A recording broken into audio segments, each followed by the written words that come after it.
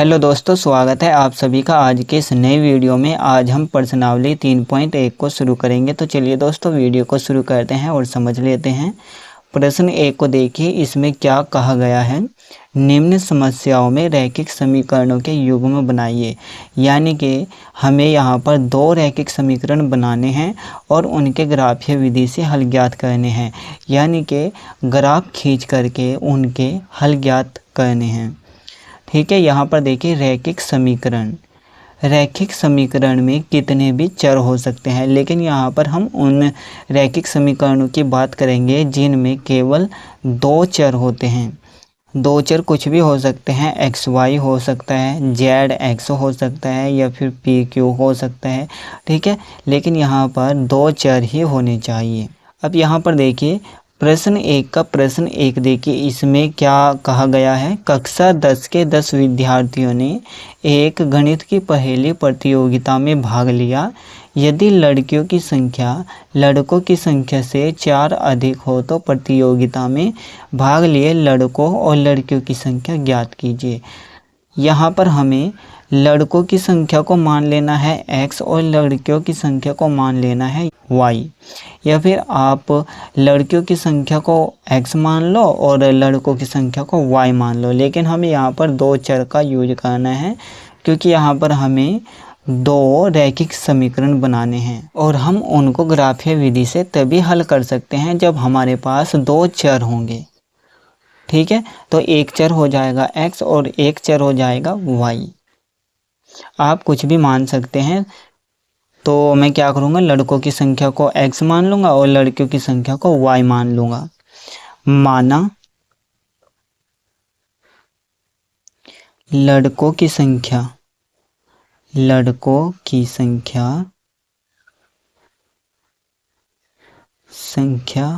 हो जाएगी x तथा लड़कियों की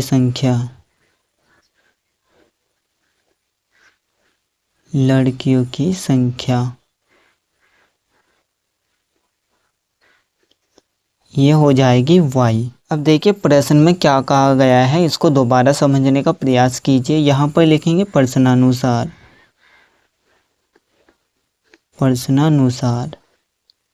यानी कि प्रश्न के अनुसार। ठीक है, कहा गया है कक्षा 10 के 10 विद्यार्थी हैं। ठीक है, 10 विद्यार्थी हैं जिसमें लड़के भी हैं और लड़कियां भी हैं। हमने लड़कों को मान लिया x और लड़कियों को मान लिया y, तो इन दोनों को जोड़ने के बाद 10 आ जाना चाहिए। ठीक है, तो यहाँ पर इन दोनों को जोड़ देंगे तो ये हो जाएगा x + y = 10। इसको हम समीकरण 1 मान लेंगे। अब देखिए आगे क्या कहा गया है। यदि लड़कियों की संख्या, ठीक है, लड़कों की संख्या से 4 अधिक है, लड़कों की संख्या से 4 अधिक, यानी कि लड़कों की संख्या में अगर 4 को जोड़ दे तो वो अधिक हो जाएगा। ठीक है, यानी कि x में हमें 4 को जोड़ना है तो हमारे पास लड़कियों की संख्या आ जाएगी। तो यहाँ पर लिखेंगे तथा y, यानी कि लड़कियों की संख्या हो जाएगी लड़कों की संख्या से 4 अधिक, यानी कि 4 जुड़ जाएगा x में, x + 4। तो ये हो जाएगा समीकरण 2। अब देखिए जो हमारा चैप्टर है उसका नाम है दो चर वाले रैखिक समीकरण। इसमें भी ये हो गए दो चर x और y, यहाँ पर भी x और y दो चर है और यहाँ पर इनकी सबसे बड़ी घात 1 है, इसलिए हम इनको कहते हैं रैखिक। ठीक है, x की घात 1 है, y की भी घात 1 है, यहाँ पर भी y की घात 1 है और x की भी घात 1 है, तो इसलिए हो गए रैखिक। अगर यहाँ पर सबसे बड़ी घात 2 होती तो ये हो जाती द्विघात समीकरण। ठीक है, तो यहाँ पर इन दोनों चरों की घात यानी कि सबसे बड़ी घात 1 है, तो इसलिए ये हो गए रैखिक समीकरण। और यहाँ पर दो चर लिखे हुए हैं तो इसलिए इनको हम कहेंगे दो चर वाले रैखिक समीकरण। ये दो समीकरण हैं इसलिए हम इनको कहेंगे युग्म। ठीक है, यानी कि हमें क्या बना लिया, रैखिक समीकरणों का युग्म बना लिया। अब हमें इन दोनों को ग्राफीय विधि से हल करना है। अब हमें क्या करना है, समीकरण 1 से 2 बिंदुओं को निकालना है और समीकरण 2 से भी हमें 2 ही बिंदुओं को निकालना है। दो बिंदुओं को क्यों निकालना है? क्योंकि किसी भी रेखा को खींचने के लिए हमें दो बिंदुओं की ज़रूरत होती है। तो इस समीकरण से हम एक रेखा को खींच सकते हैं, लेकिन कब खींच सकते हैं? जब हमें दो बिंदु मिल जाएंगे। और इस समीकरण से भी हम एक रेखा को खींच सकते हैं। तो उसके बाद में हमें बताना है कि ये दोनों रेखाएं प्रतिच्छेद करती है या फिर समांतर है या फिर समपाती है। उसी के हिसाब से हमारे पास हल निकल कर आएंगे। यहाँ पर लिख देंगे समीकरण 1 से। समीकरण 1 से यहाँ पर इस तरह से एक बॉक्स बना लेंगे।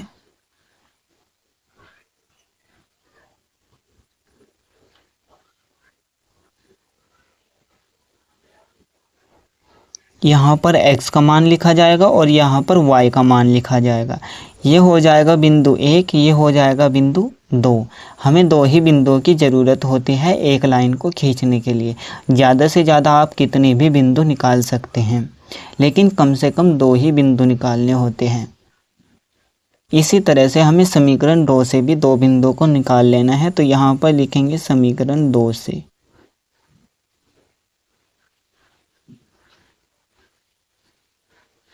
यहाँ पर भी एक बॉक्स बना देना है जिसमें हम बिंदुओं को लिख सकेंगे।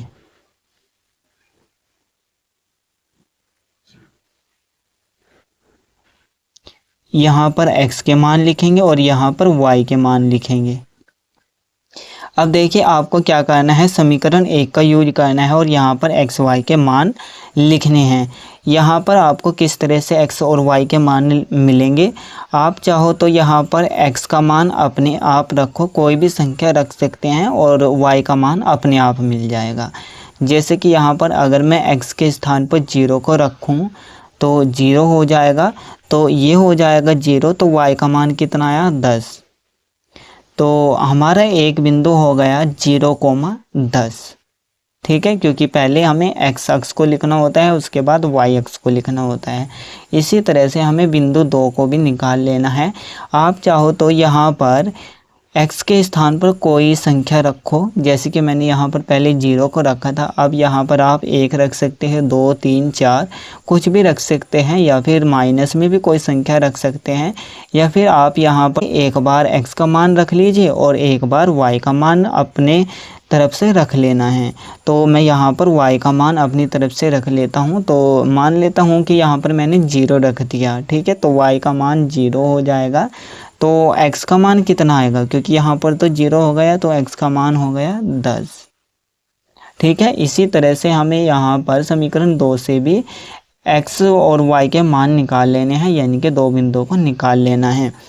तो यहाँ पर अगर मैं x के स्थान पर 0 को रखूँ, कुछ भी रख सकते हैं आप अपनी मर्ज़ी से, मतलब कि 1, 2, 3, 4, या फिर -1, -2, -25 कुछ भी रख लो, वो आपकी मर्ज़ी है। लेकिन कोई ऐसी संख्या रखनी है जिससे हमारे पास y का मान भी एक पूर्णांक आ जाए। यानी कि अगर हम x का मान एक पूर्णांक संख्या को रखते हैं तो y का मान भी एक पूर्णांक संख्या ही आ जानी चाहिए। पूर्णांक इसलिए आ जाना चाहिए क्योंकि हमें ग्राफ में पूर्णांकों को दर्शाने के लिए कोई भी परेशानी का सामना नहीं करना पड़ता।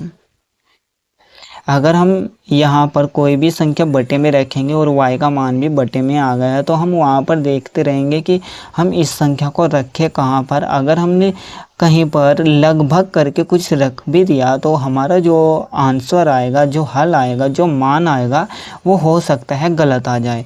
अगर यहाँ पर हम पूर्णांक रखेंगे और y का मान भी पूर्णांक ही आ जाएगा तो हमारा आंसर बिल्कुल सही आएगा। ठीक है, तो इसलिए हमें जो भी संख्या रखनी है वो पूर्णांक रखनी है, और जो मान हमारे पास आएगा वो भी एक पूर्णांक ही आना चाहिए।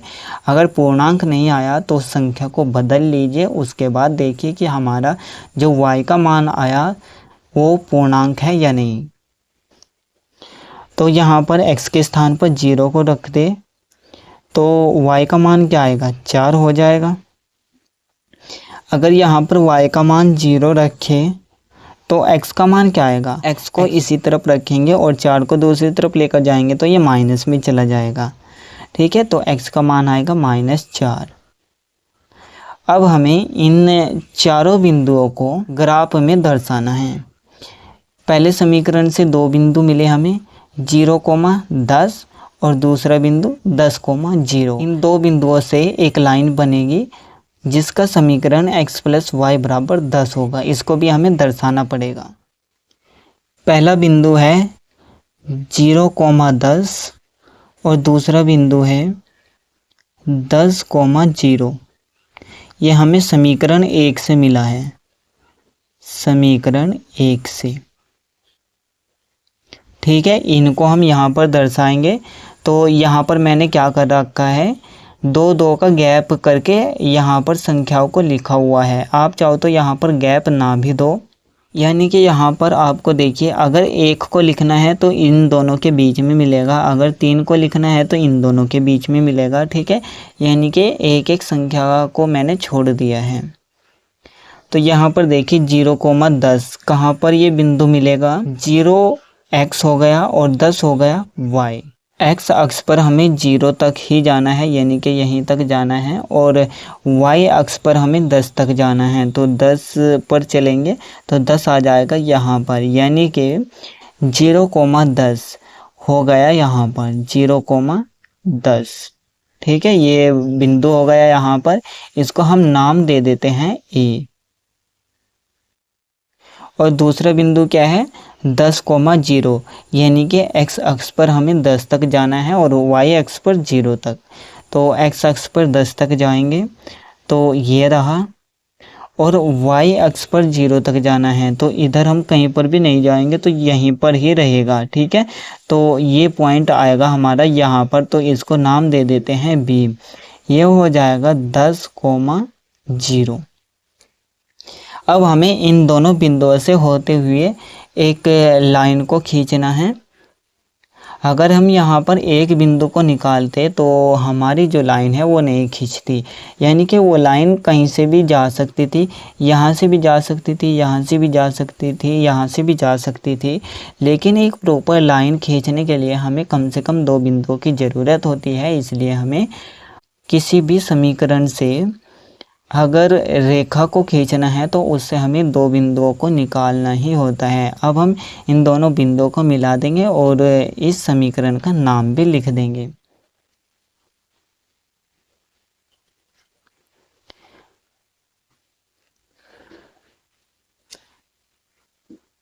तो इस समीकरण का नाम था x + y = 10। ठीक है, इस समीकरण का नाम हो गया ये।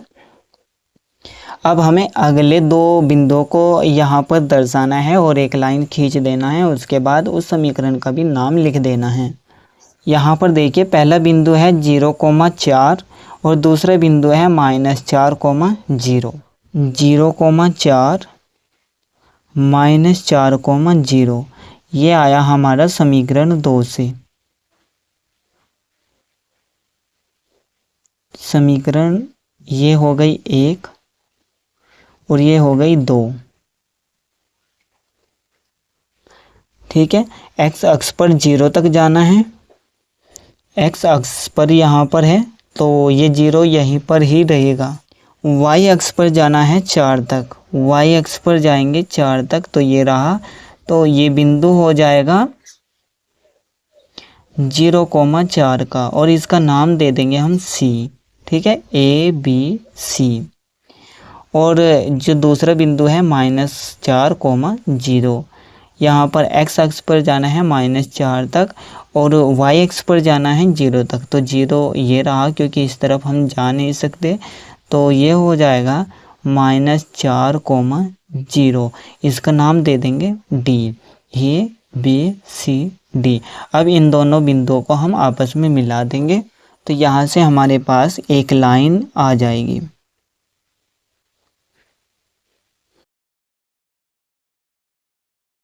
इस समीकरण का नाम है y = x + 4। अब देखिए, जहाँ पर ये दोनों लाइनें एक दूसरे को आपस में काट रही है, यानी कि प्रतिच्छेद कर रही है, वही हमारा आंसर है। तो इन दोनों के बीच में देखिए क्या है, 7। ठीक है, 7 है। और यहाँ पर देखिए इन दोनों के बीच में क्या है, 3। ठीक है, यहाँ पर 3 है तो x अक्ष को पहले लिखेंगे, तो x अक्ष पर कहाँ तक गया है, 3 तक। ठीक है, ये 3 तक गया है तो 3 को पहले लिख देंगे, और y अक्ष पर कहाँ तक गया है, 7 तक, तो बाद में 7 को लिख देंगे। तो यही हमारा हल है, यानी कि आंसर है। तो यहाँ पर क्या कहा था, लड़कियों की संख्या कितनी है और लड़कों की संख्या कितनी है। तो हमने लड़कों की संख्या को x मान लिया था, तो x शुरू में आता है, y बाद में आता है, तो लड़कों की संख्या 3 हो गई और लड़कियों की संख्या 7 हो गई। यहाँ पर लिखेंगे अतः लड़कों की संख्या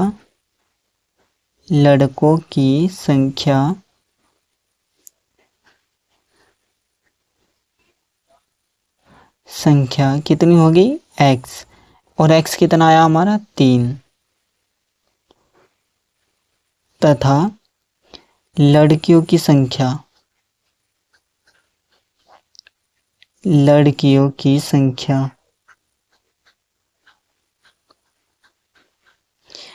हमने क्या मानना था इसको, y, और y कितना आया हमारा, 7, तो लड़कों की संख्या 3 हो गई और लड़कियों की संख्या 7 हो गई।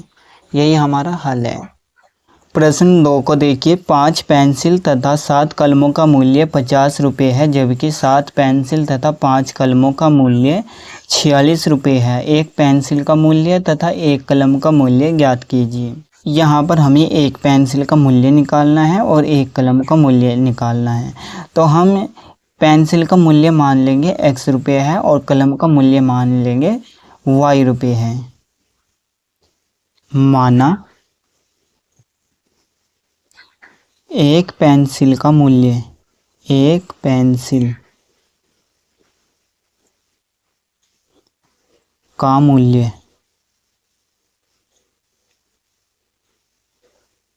मान लेते हैं x रुपये है, तथा एक कलम का मूल्य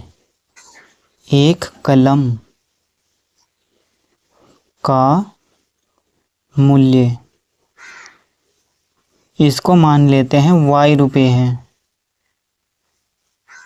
ठीक है, क्योंकि यहाँ पर हमें 2 चर वाले 2 रैखिक समीकरण बनाने हैं। ठीक है, जिनसे हम ग्राफीय विधि से हल को निकाल सकते हैं। तो यहाँ पर देखिए प्रश्न में क्या कहा गया है, 5 पेंसिल तथा 7 कलमों का मूल्य 50 रुपये है। ठीक है, अगर बराबर में 50 रुपये लिखा हुआ है तो दूसरी तरफ भी रुपये ही आना चाहिए, जबकि यहाँ पर पेंसिल है और कलम है। जब हम पेंसिल की गुणा इसके मूल्य से करेंगे तो ये भी रुपये बन जाएगा। जब हम कलम की गुणा इसके रुपयों से करेंगे, यानी कि मूल्य से करेंगे, तो ये भी रुपये बन जाएगा। यानी जब हम इनको रखेंगे प्लस करके, गुणा करके, जो भी रखा जाएगा, तो दोनों तरफ रुपये ही आना चाहिए। तो यहाँ पर लिखेंगे प्रश्नानुसार यानी कि प्रश्न के अनुसार 5 की गुणा x के साथ कर देंगे तो ये हो जाएगा 5x, प्लस 7 की गुणा y के साथ कर देंगे तो ये हो जाएगा 7y। ठीक है, ये भी रुपये हो गया, ये भी रुपये हो गया। जब रुपयों को जोड़ेंगे तो बराबर में भी रुपये ही आना चाहिए। तो कितना मूल्य है, 50 रुपये। ठीक है, तो ये हो गई समीकरण 1। इसी तरह से हमें समीकरण 2 को भी बनाना है। 7 पेंसिल, इसकी गुणा x के साथ करनी है, क्योंकि एक पेंसिल का मूल्य x रुपये मान लिया हमने। तो पेंसिल और मूल्य की गुणा करेंगे तो रुपये आएगा। तो ये हो जाएगा 7x प्लस 5 कलम, और गुणा करनी है इसके मूल्य से, यानी कि जो इसका रेट है। ठीक है, तो ये हो जाएगा 5y बराबर, इन दोनों का मूल्य कितना है, 46 रुपये। तो ये हो जाएगा बराबर में 46। इसको हम समीकरण 2 मान लेते हैं। अब हमें समीकरण 1 से 2 बिंदुओं को निकालना है और समीकरण 2 से भी 2 ही बिंदुओं को निकालना है, ताकि हम यहाँ से एक लाइन खींच सके और यहाँ से भी एक लाइन खींच सके और उनसे हमें कुछ न कुछ हल प्राप्त हो जाए। यहाँ पर लिखेंगे समीकरण 1 से, समीकरण 1 से, और यहाँ पर एक बॉक्स बना देंगे जिसमें हमें बिंदुओं को लिखना है।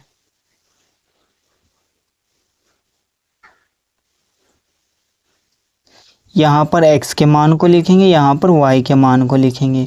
इसी तरीके से समीकरण 2 में भी हमें करना है। समीकरण 2 से यहाँ पर भी एक बॉक्स बना देंगे।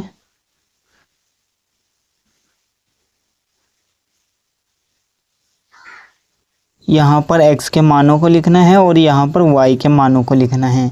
समीकरण 1 का यूज करेंगे, x और y का मान निकालेंगे, यानी कि दो बिंदुओं को निकाल लेंगे। तो यहाँ पर मैं क्या करूँगा, सबसे पहले x का कोई मान अपनी मर्जी से रख लूँगा और y का मान निकाल लूँगा। तो y का मान किस तरह से आएगा, पहले हम इसको y के पदों में एक साइड में लिखेंगे, यह हमारा रफ कार्य रहेगा। तो इसको हम इसी तरफ रखेंगे क्योंकि y का मान निकालना है, तो 5x को दूसरी तरफ लेकर जाना है। तो ये हो जाएगा 50 माइनस 5x, 50 माइनस 5x, ठीक है।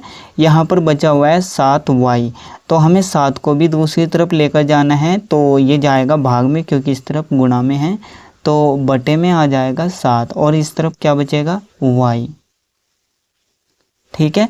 अब हमें यहाँ पर x के स्थान पर अपनी मर्जी से कोई ऐसी संख्या रखनी है जो 50 में से घटाने के बाद और इनकी गुणा करने के बाद, ठीक है, ये जो भी आएगा ऊपर की तरफ वो 7 से पूरा पूरा भाग हो जाए, यानी कि एक 7 का पहाड़ा आना चाहिए ऊपर की तरफ। यहाँ पर आपको दिमाग तो लगाना पड़ेगा।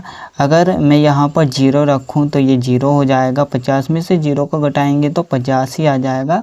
तो 50 7 से पूरा पूरा भाग नहीं होगा। तो हम यहाँ पर आगे संख्या कोई रख कर देखते हैं, प्लस में या फिर माइनस में, ठीक है, जो आपकी मर्जी आए वो रखो।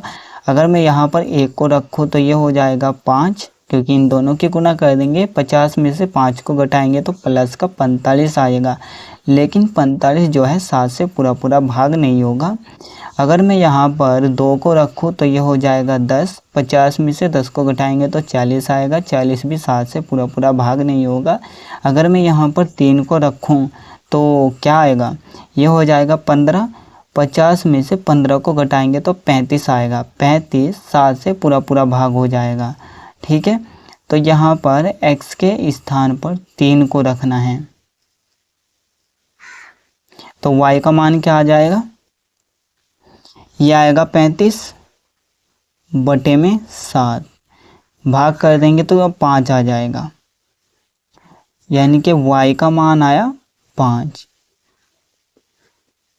तो यहाँ से बिंदु क्या आया 3,5, क्योंकि पहले x अक्ष को लिखना होता है उसके बाद y अक्ष को। यहाँ पर 3 लिखेंगे x वाले बॉक्स में और y वाले बॉक्स में 5 को लिख देंगे यहाँ नीचे की तरफ। ये एक बिंदु हो गया। इसी तरह से हमें एक और बिंदु को निकालना है।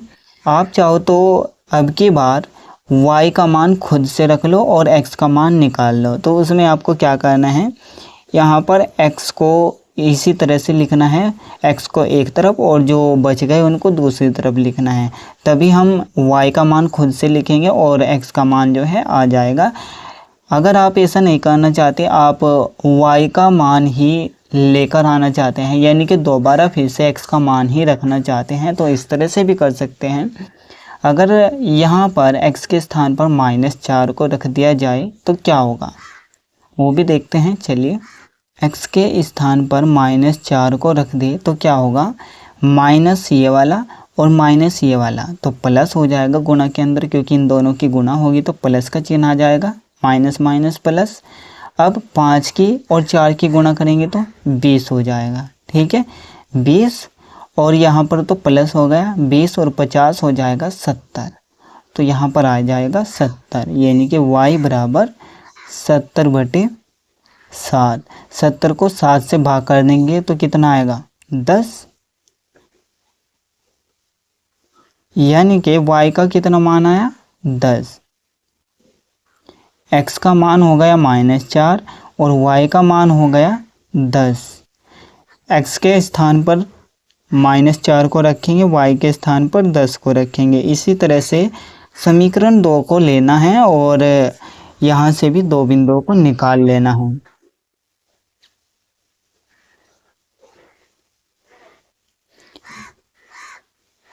ये हमने निकाला है समीकरण 1 से। ठीक है, अब हम समीकरण 2 का यूज करेंगे और बिंदुओं को निकाल लेंगे।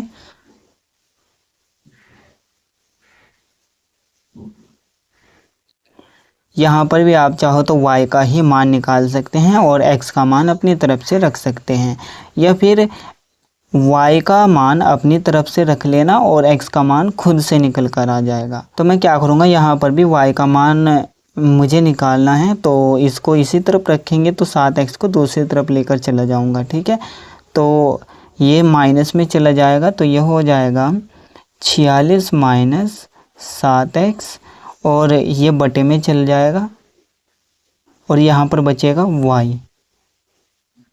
ठीक है, अब हमें यहाँ पर किसी ऐसी संख्या को रखना है जो यहाँ पर गुणा करने के बाद और घटाने के बाद 5 से पूरा पूरा भाग हो जाए। अगर मैं यहाँ पर 3 को रख दूँ तो ये हो जाएगा 21। ठीक है, अगर मैं यहाँ पर 3 को रखूँ तो ये हो जाएगा 21। तो 46 में से 21 को घटाएंगे तो कितना बचेगा, 25। प्लस के ज़्यादा है तो प्लस का ही आ जाएगा। 25 बटे में 5, 25 5 से भाग हो जाएगा तो 5 आ जाएगा y का मान। x के स्थान पर 3 को रखेंगे और y के स्थान पर 5 को रखेंगे। अब दूसरे पॉइंट को भी निकालना है। अगर मैं यहाँ पर x के स्थान पर -2 को रख दूँ तो क्या आएगा, x के स्थान पर -2 को अगर मैं रखूँ तो y का मान क्या आएगा। देखिए माइनस माइनस प्लस हो गया गुणा के अंदर, और 7 की और 2 की गुणा करेंगे तो ये हो जाएगा 14। प्लस के 14 और प्लस के 46, ये कितना हो जाएगा, 14 और 6 हो जाएगा 20 और 40, 20 और 40 हो जाएगा 60। 60 बटे में 5। जब हम 60 को 5 से भाग करेंगे तो आ जाता है 12, यानी कि y का मान कितना आया, 12।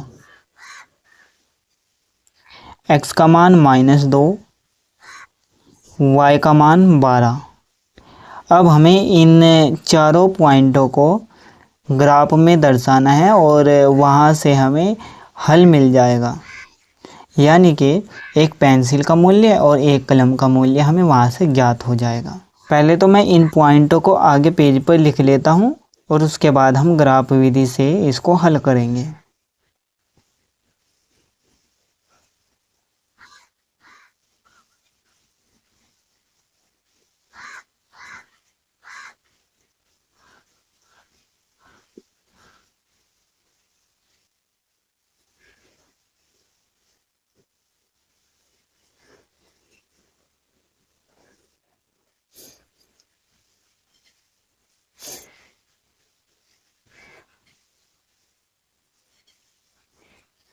पहला पॉइंट है 3,5, यानी कि हमें x अक्ष पर जाना है 3 तक, x अक्ष पर जाना है 3 तक। 3 है इन दोनों के बीच में। ठीक है, हमें इसी की सीध में देखना है, इस तरफ या फिर इस तरफ। ठीक है, अब देखिए y अक्ष पर जाना है 5 तक, तो y अक्ष पर हमें जाना है प्लस के 5 तक, तो इन दोनों के बीच में है, तो हमें यहाँ पर जाना है सामने की तरफ या फिर पीछे की तरफ। कैसे पता चलेगा, हमें जो ये 2 पॉइंट हमने यहाँ पर लगाए हैं, मतलब जो संख्या है यहाँ पर 3 है और यहाँ पर 5 है, यहाँ पर हमें लाइन को इस तरह से खींचना है और इस तरह से खींचना है। जहाँ पर ये दोनों लाइनें मिल जाएगी वही हमारा पॉइंट हो जाएगा। तो यहाँ से आगे की तरफ बढ़ाएंगे और यहाँ से आगे की तरफ बढ़ाएंगे तो ये दोनों जो है पॉइंट यहाँ पर मिल जाएंगे। तो ये यहाँ पर कहीं आएगा ये, तो इसका नाम दे देते हैं ए। पहले x अक्ष को रखना है, उसके बाद y अक्ष को। 3,5। अब हमें इस बिंदु को देखना है कहाँ पर आएगा, -4, 10। एक्स अक्ष पर -4 तक जाना है तो ये रहा, वाई अक्ष पर 10 तक जाना है, 10 ये रहा। अब हमें इसको इस तरफ बढ़ाना है और 4 को भी इस तरफ बढ़ाना है, तो ये कहाँ पर आ जाएगा, ये यहाँ पर आएगा कहीं, यहाँ पर। तो इसका नाम दे देते हैं बी, -4, 10। अब हमें इन दोनों बिंदुओं को मिला देना है।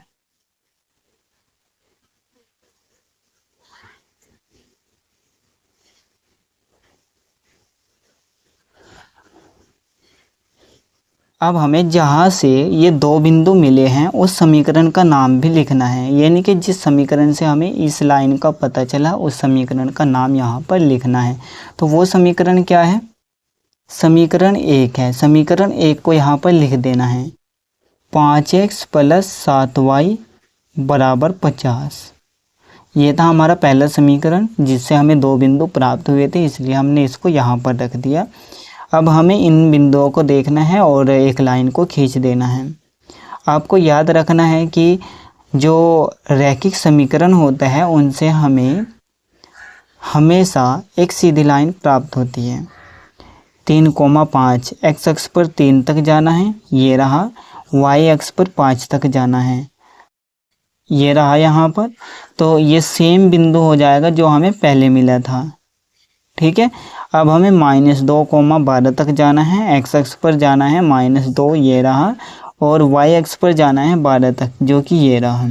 तो इसको हम इस तरफ लेकर आएंगे और इस लाइन को भी इस तरफ लेकर आएंगे, तो ये दोनों लाइनें यहाँ पर मिलेगी। तो यही हमारा पॉइंट हो जाएगा ABC। सी नाम दे देते हैं, तो ये हुआ -2,12, -2,12। अब हमें इन दोनों पॉइंटों को आपस में मिला देना है और एक लाइन खींच देनी है।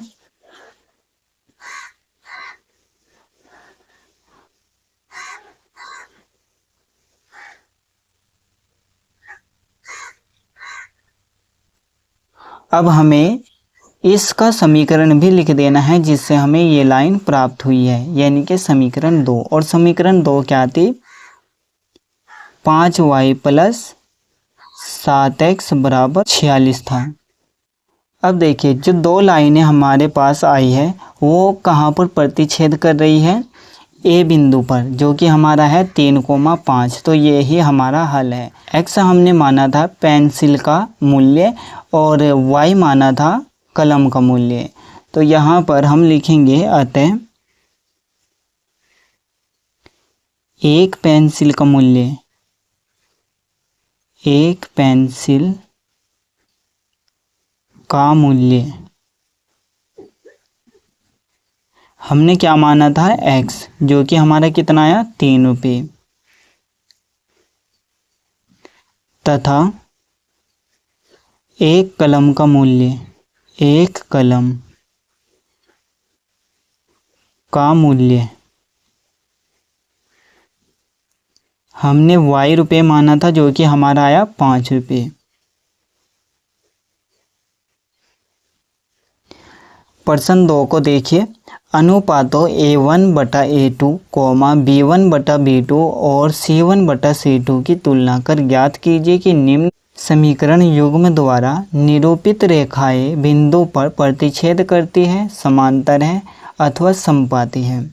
प्रतिच्छेद रेखाएं किस तरह की होती हैं, अगर हम दो लाइनें कुछ इस तरह से खींच दे तो ये एक दूसरे को आपस में प्रतिच्छेद कर रही है, तो इसको हम कहते हैं प्रतिच्छेद रेखाएं। अगर हम दो रेखाएं कुछ इस तरह से खींच दे तो इनको हम कहते हैं समांतर रेखाएं, यानी कि ये लाइनें एक दूसरे को कहीं पर भी नहीं काट रही।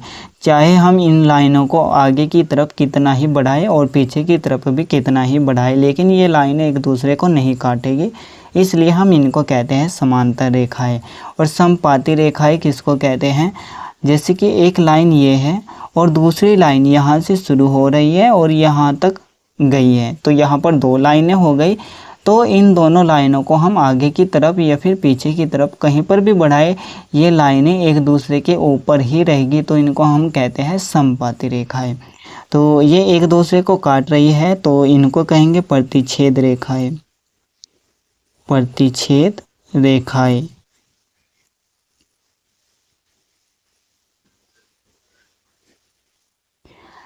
ये लाइनें एक दूसरे को कहीं पर भी नहीं काट रही है, इसलिए हम इनको कहते हैं समांतर रेखाएं,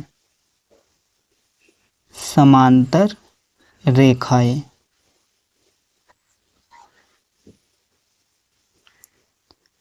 ये दोनों लाइनें एक दूसरे के ऊपर है, इसलिए हम इनको कहते हैं समपाती रेखाएं।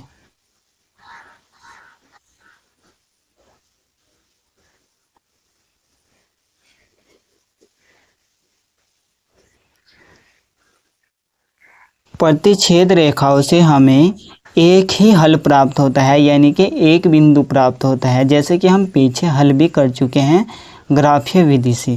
तो यहाँ पर लिखेंगे एक हल, क्योंकि इनसे हमें एक हल मिलता है, यानी कि एक मान मिलता है। तो हम इसको कहते हैं अद्वितीय हल, अद्वितीय हल।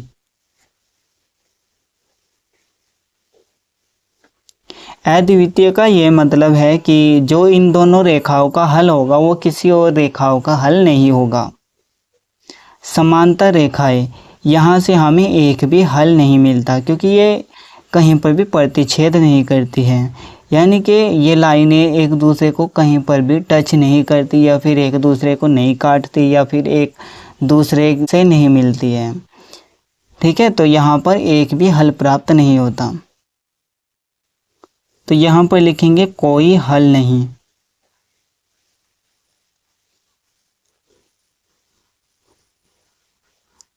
समपाती रेखाएं जो कि एक दूसरे पर ही रहती है, मतलब अगर एक रेखा इस रास्ते से जा रही है तो दूसरी रेखा भी इसी रास्ते से जाएगी, तो इनको हम इसलिए समपाती रेखाएं कहते हैं।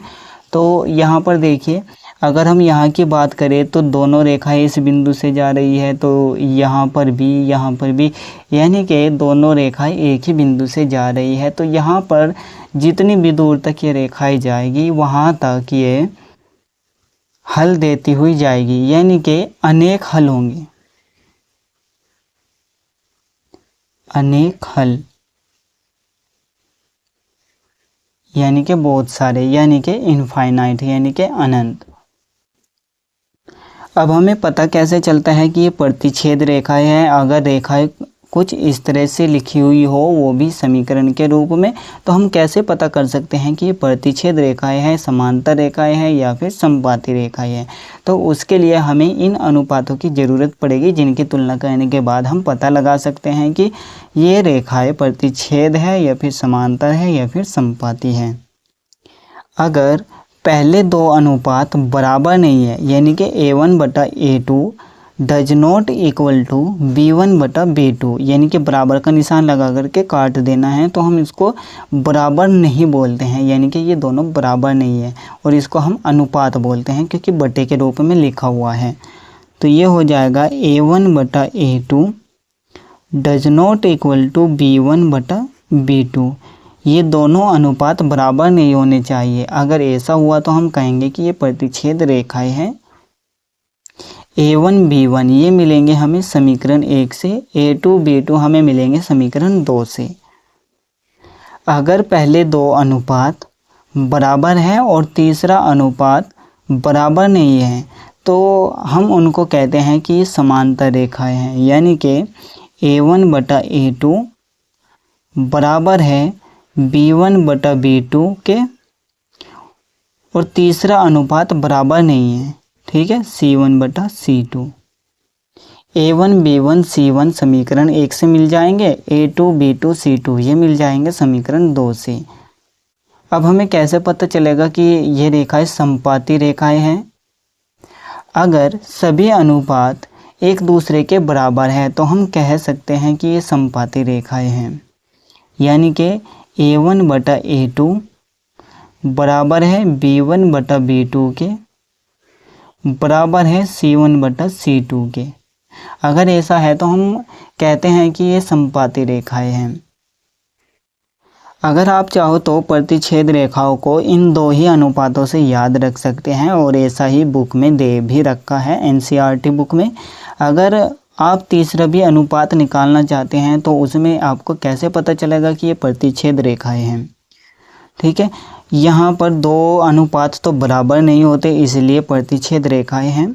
यहाँ पर दो कंडीशंस होती है, या तो जो तीसरा अनुपात है वो बराबर हो सकता है, यानी कि C1 बटा C2 हो सकते हैं, या फिर तीसरा अनुपात बराबर नहीं हो सकता, यानी कि C1 बटा C2।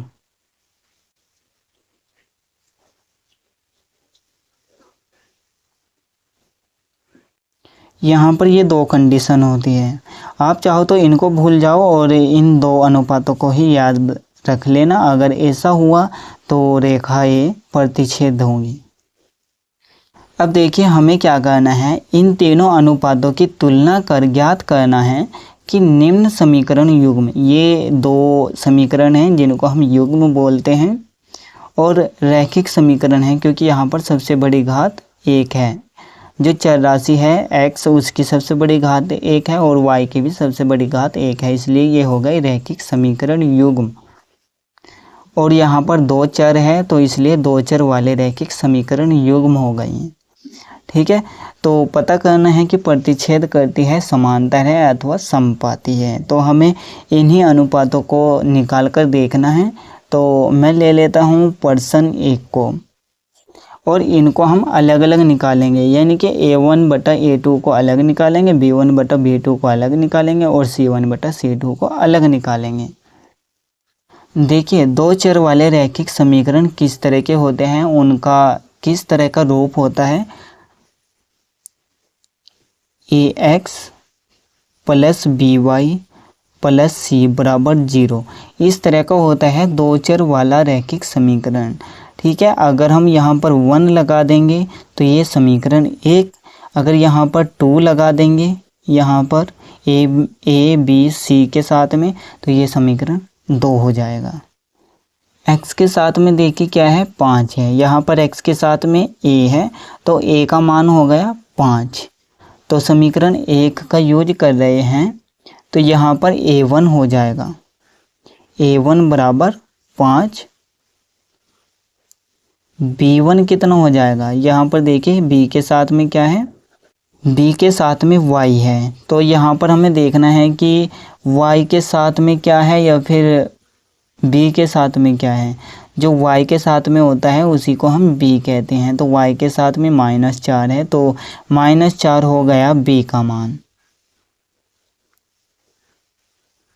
C1 का मान क्या है यहाँ पर देखना है। देखिए c के स्थान पर क्या लिखा हुआ है, प्लस का 8, हमें यहाँ पर चिन्हों के साथ में संख्याओं को लेना होता है,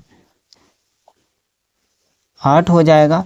अब हमें इसी को समीकरण 2 कर लेना है, यानी कि यहाँ पर A2 B2 C2 कर लेना है, और इसको हमें मान लेना है समीकरण 2। x के साथ में क्या लिखा हुआ है, 7, x के साथ में क्या है a, तो A2 हो जाएगा 7।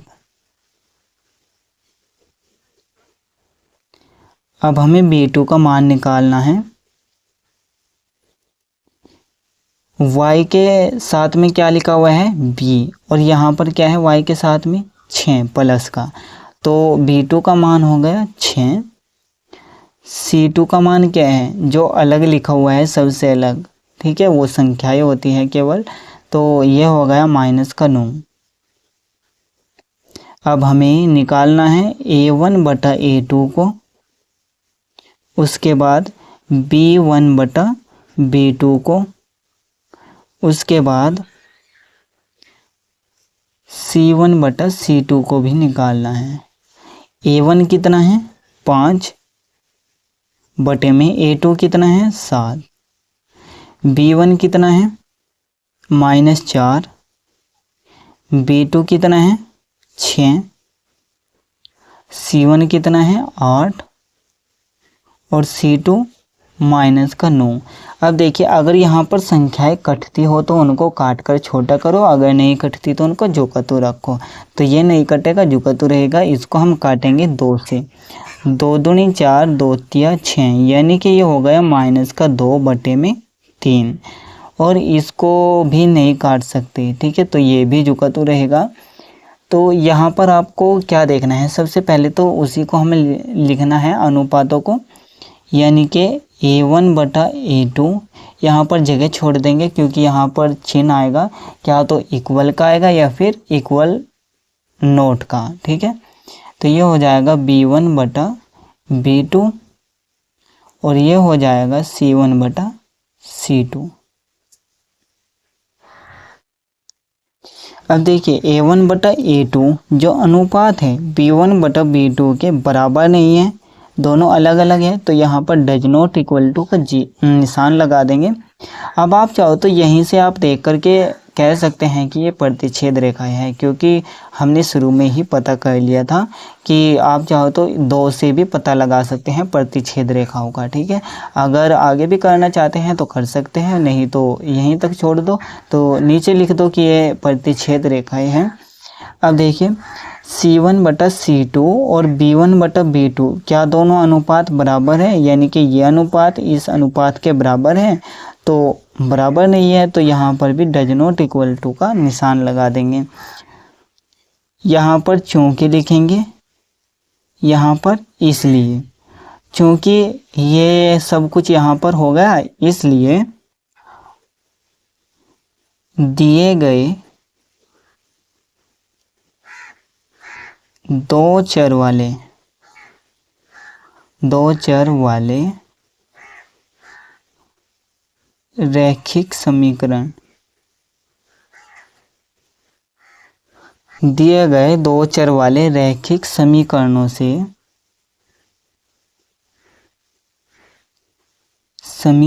से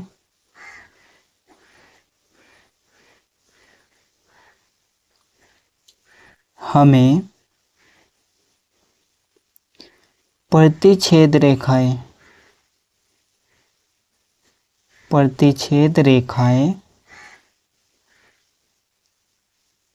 प्राप्त होती है।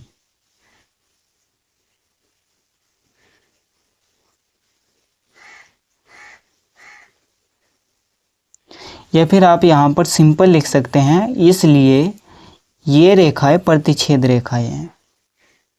इसी तरह से आप इन दोनों प्रश्नों को भी कर सकते हैं। अगला प्रश्न करने से पहले आपको एक और बात का पता होना चाहिए, अगर हमें 2 रेखाओं से कोई हल मिलता है तो हम उसको कहते हैं संगत, ठीक है, संगत निकाय। अगर हमें 2 रेखाओं से कोई भी हल प्राप्त नहीं होता तो हम उसको कहते हैं असंगत निकाय। तो यहाँ पर देखिए एक हल प्राप्त हो रहा है, तो इसको हम कहेंगे संगत निकाय, संगत निकाय।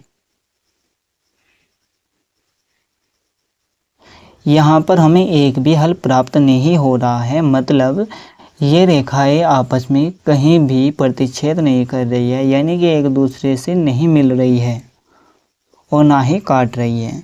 तो यहाँ पर कोई भी हल नहीं है, तो ये हो जाएगा असंगत निकाय, असंगत निकाय। यहाँ पर देखिए अनेक हल मिले हैं, तो इसको हम कहेंगे संगत निकाय, क्योंकि अगर हमें एक भी हल मिल जाता है तो हम उसी को संगत निकाय कह देते हैं।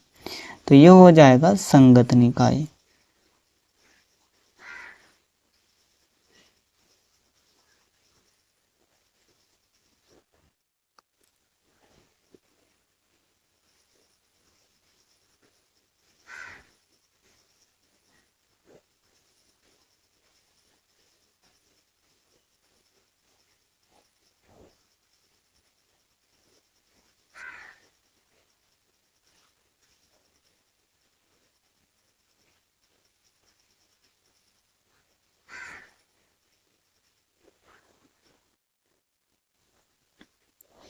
प्रश्न 3 में क्या कहा गया है, अनुपातों A1/A2, B1/B2 और C1/C2 की तुलना कर ज्ञात कीजिए कि निम्न रैखिक समीकरणों के युग्म संगत है अथवा असंगत। तो जो मैंने आपको अभी अभी बताया है उसी को हमें यहाँ पर भी बताना है। तो मैं यहाँ पर एक प्रश्न को ले लूँगा और बाकी इसी तरह से होंगे। ये हमारा समीकरण 1 हो जाएगा 3/2x प्लस 5/3y बराबर 7। ये हो जाएगा समीकरण 1 और ये हो जाएगा समीकरण 2। 9x माइनस 10y बराबर 14 समीकरण 2 हो जाएगा। अब समीकरण किस तरह का होता है हमारा,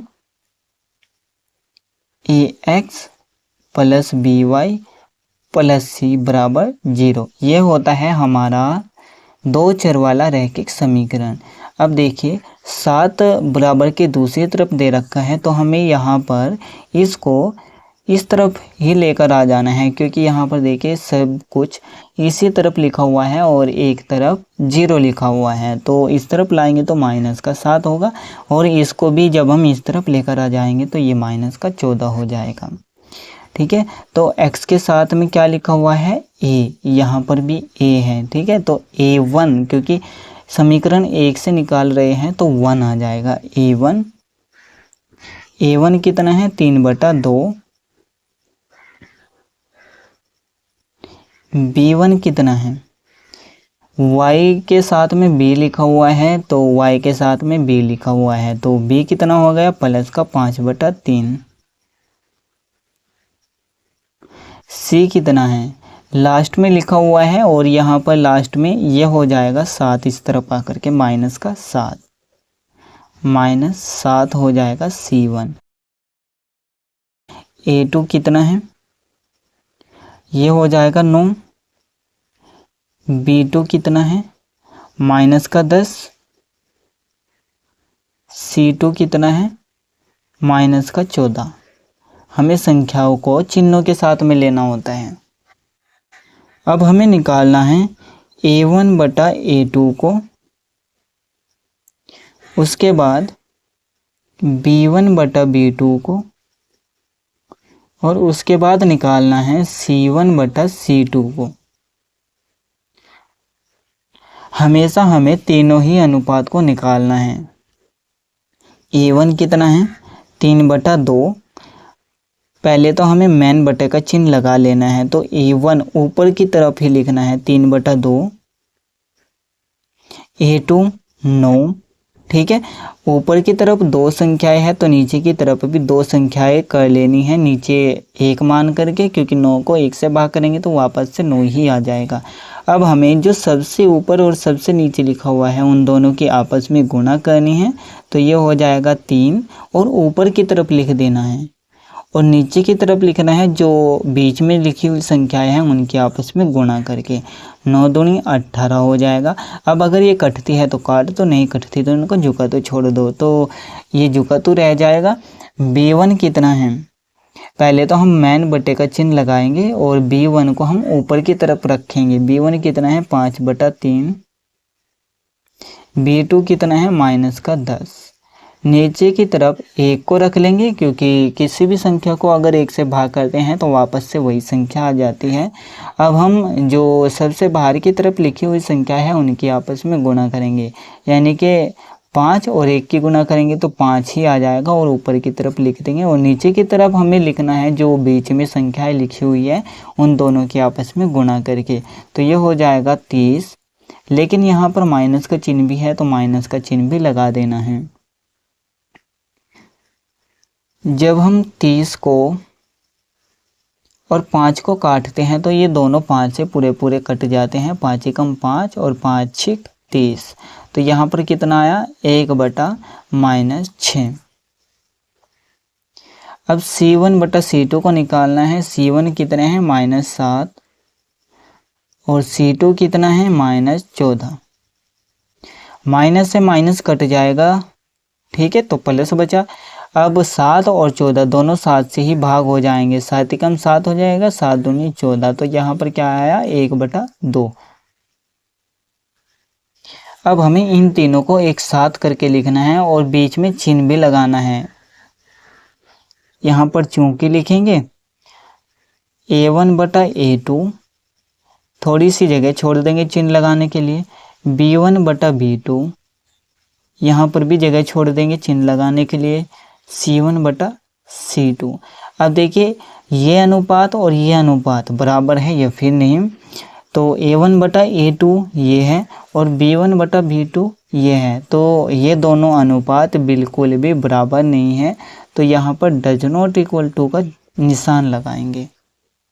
वैसे तो हमें इन दोनों अनुपातों को देखने के बाद ही पता चल गया कि ये हमारा प्रतिच्छेद रेखाएं हैं, और जब प्रतिच्छेद रेखाएं होती हैं तो वहाँ पर कोई ना कोई हल मिल जाता है। अगर एक भी हल मिल जाता है तो हम उसको कहते हैं संगत निकाय, ठीक है। और अगर हम इन दोनों अनुपातों को देखें तो ये अलग अलग है या फिर एक जैसे हैं। ये है 1/-6 और ये है 1/2, तो दोनों अनुपात बिल्कुल ही अलग अलग है, तो यहाँ पर भी डज नॉट इक्वल टू का निशान आ जाएगा। इसलिए रैखिक समीकरणों का युग्म संगत निकाय है। रैखिक समीकरणों का युग्म, समीकरणों का युग्म यानी कि जोड़ा, क्योंकि ये प्रतिच्छेद कर रही है दोनों लाइनें आपस में और यहाँ से हमें एक हल प्राप्त हो रहा है, तो संगत निकाय होगा ना, संगत निकाय है।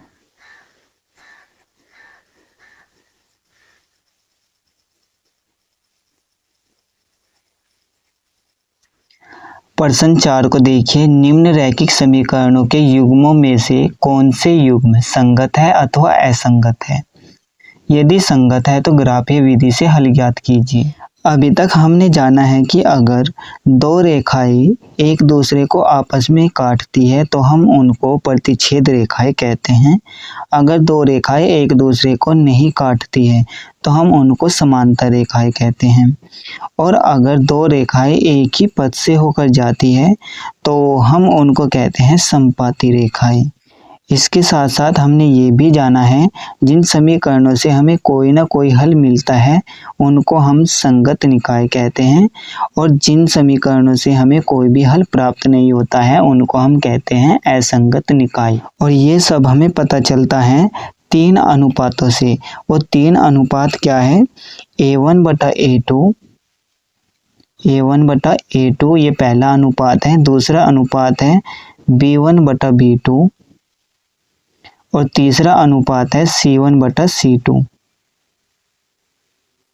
अगर पहले 2 अनुपात बराबर नहीं है तो हम कहते हैं कि ये प्रतिच्छेद रेखाएं हैं, यानी कि हमें इनसे प्रतिच्छेद रेखाएं प्राप्त हुई है और यहाँ से हमें एक हल प्राप्त हो जाता है। यानी कि अगर हमें कोई भी हल मिल जाता है तो हम उसको कहते हैं संगत निकाय, ठीक है। और दूसरा क्या है? अगर पहले 2 अनुपात बराबर हो और तीसरा अनुपात बराबर ना हो तो हम उनको कहते हैं समांतर रेखाएं, यानी कि हमें उनसे समांतर रेखाएं प्राप्त होती है। समांतर रेखाओं से हमें कोई भी हल प्राप्त नहीं होता, इसलिए हम उसको कहेंगे असंगत निकाय। और तीसरा होता है अगर ये तीनों अनुपात बराबर आ जाते हैं तो हमारी जो लाइनें होती हैं वो समपाती होती है, यानी कि एक ही पथ से होकर जाती है। यानी कि इन रेखाओं से हमें अनंत हल प्राप्त होते हैं। अगर हमें कोई भी हल प्राप्त हो जाता है तो हम उनको कहते हैं संगत निकाय, ठीक है। तो यहाँ पर प्रश्न 1 को देखिए, यहाँ पर हमें A1 को लेना है। A1 क्या है? जो x के गुणा में लिखा हुआ है ये हो जाएगा 1, ठीक है। A1 कितना है? 1। A2 कितना है? जो दूसरा समीकरण है उसका x का गुणांक, तो यहाँ पर 2 है, ठीक। B1 क्या है? पहले समीकरण से जो y के गुणा में लिखा हुआ है तो यहाँ पर 1 लिखा हुआ है। B2 क्या है? जो दूसरी समीकरण का y का गुणा में क्या है? 2, ठीक है। तो यहाँ से 2 हो जाएगा। और C1 क्या है? जो यहाँ पर संख्या लिखी हुई है समीकरण 1 में, तो हम इसको इस तरफ लेकर आएंगे तो ये माइनस में हो जाएगा, -5 बटे में C2। C2 क्या है? जो दूसरे समीकरण में संख्या लिखी हुई है, ठीक है। तो यहाँ पर क्या है 10, इसको हम इस तरफ लेकर आ जाएंगे तो ये हो जाएगा माइनस का 10, C2 हुआ -10। अब माइनस से माइनस कट जाएगा, इन संख्याओं को भी काट देंगे, 5 और 5 दूनी 10 हो जाएगा। यानी यहाँ से भी हमारे पास क्या आया 1/2। तो तीनों अनुपात हमारे बराबर आ गए, तो इसलिए हम इनको कहेंगे कि इनसे हमें समपाती रेखाएं प्राप्त होती है। तो यहाँ से अनंत हल प्राप्त हुए हैं, यानी कि अनेक हल प्राप्त हुए हैं, यानी कि अनेक बिंदु प्राप्त हुए हैं। तो इसलिए हम कहेंगे इसको संगत निकाय। यहाँ पर लिख देंगे अतः यह एक संगत निकाय है। संगत निकाय है।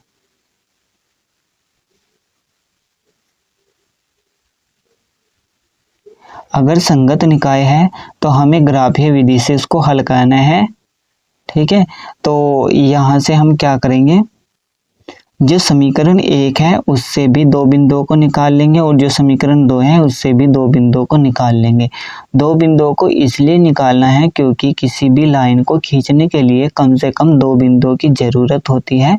ज़्यादा से ज़्यादा हम कितने भी बिंदु निकाल सकते हैं।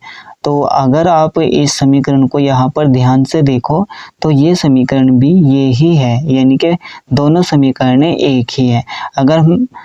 अगर हम यहाँ से 2 को कॉमन कर ले तो यहाँ पर बचेगा x + y, ठीक है।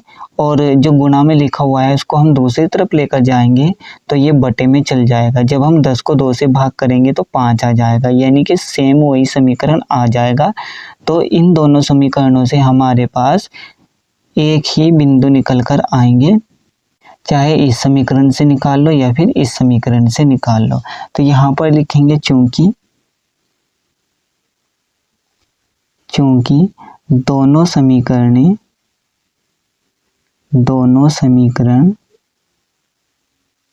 एक ही है,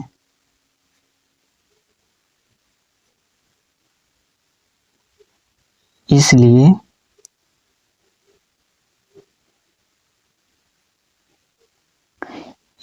इनसे जो बिंदु निकल कर आएंगे वो भी एक ही आ जाएंगे, यानी कि एक जैसे बिंदु निकल कर आएंगे। यहाँ पर बॉक्स बना लेते हैं कुछ इस तरह से। यहाँ पर हमें x का मान लिखना है और यहाँ पर y का मान लिखना है, ठीक है। तो यहाँ पर x के स्थान पर मान लेते हैं कि 0 है, अपने से मान लिया, कुछ भी मान सकते हैं कोई भी संख्या। तो y का मान कितना हो जाएगा 5। अब अगर मैं यहाँ पर y के स्थान पर 0 मान लूँ, यह हो जाएगा y का मान 0, तो x का मान क्या आएगा 5, यानी कि एक बिंदु हमारा क्या आया 0,5 और दूसरा बिंदु आया 5,0। तो इन दोनों बिंदुओं को हम ग्राफ पर दर्शाएंगे और ये दोनों बिंदु इन दोनों समीकरणों से प्राप्त हुए हैं। तो इन दोनों से 2 लाइनें बनेगी जो कि एक दूसरे के ऊपर से होकर जाएगी। तो मैं इन दोनों बिंदुओं को आगे लिख लेता हूँ, 0,5 और 5,0।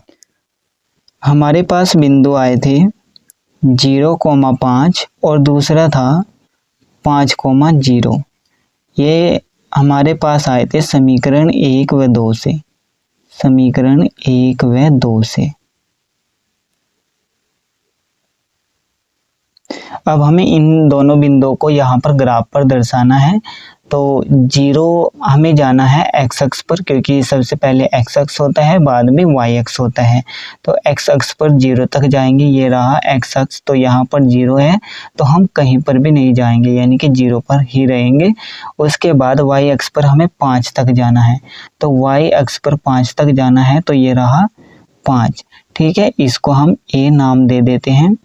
तो ये पॉइंट हो जाएगा 0,5। अब हमें x अक्ष पर 5 तक जाना है, x अक्ष ये रहा तो 5 तक जाएंगे, ये रहा। उसके बाद y अक्ष पर 0 तक जाना है, तो y अक्ष ये रहा तो 0 ये रहा, ठीक है, यानी कि ये पॉइंट हो जाएगा ये वाला, तो इसको हम नाम दे देते हैं बी। ये हो जाएगा 5,0। अब इन दोनों बिंदुओं को मिला देंगे।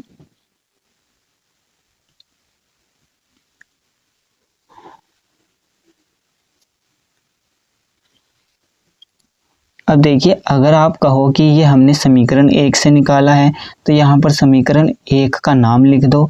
अगर आप कहो कि ये हमने समीकरण 2 से निकाला है तो यहाँ पर समीकरण 2 का नाम लिख दो, क्योंकि दोनों जो लाइनें हैं एक ही पथ से जा रही है, तो यहाँ से हमें अनेक बिंदु मिले हैं।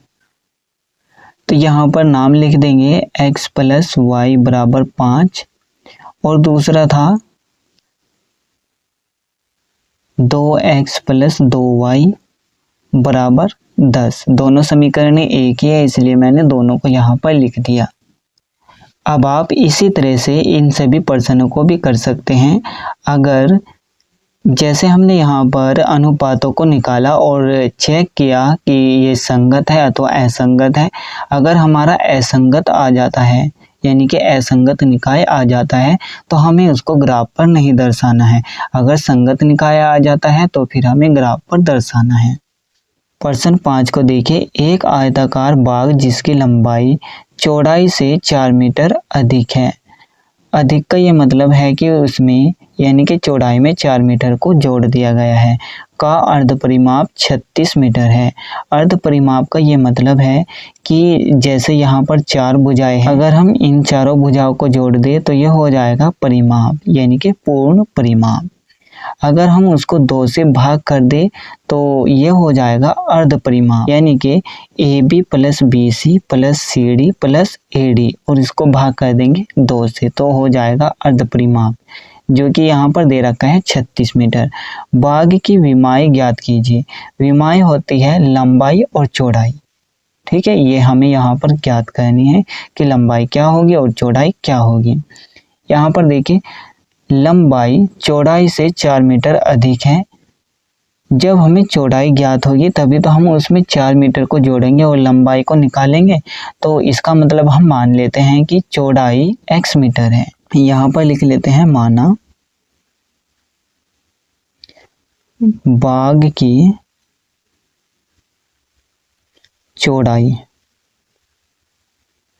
कितनी है x मीटर, ठीक। उसके बाद अगर हम चौड़ाई में 4 मीटर को जोड़ देते हैं तो लंबाई आ जाती है। तब बाग की लंबाई ये हो जाएगी x + 4 मीटर। यहाँ पर ब्रैकेट को लगा देना है क्योंकि ये कोई एक संख्या आएगी जोड़ करके, ठीक है। उसके बाद अर्ध परिमाप दिया है 36 मीटर, यहाँ पर लिख देंगे दिया है अर्ध परिमाप। अर्ध परिमाप यानी कि आधा परिमाप कितना 36 मीटर दे रखा है।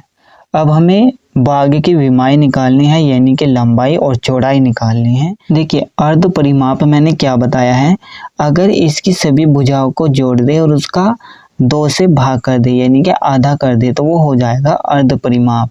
तो इन भुजाओं को जोड़ देते हैं तो ये हो जाएगा AB + BC + CD प्लस हो जाएगा AD, भाग कर देंगे 2 से तो ये हो जाएगा अर्ध परिमाप। कितना दे रखा है 36 मीटर। अब देखिए, लंबाई क्या है, जो भुजा सबसे लंबी होती है उसको हम लंबाई कहते हैं, ठीक है। तो ये हो जाएगी लंबाई x + 4 मीटर, x + 4 मीटर ये लंबाई है।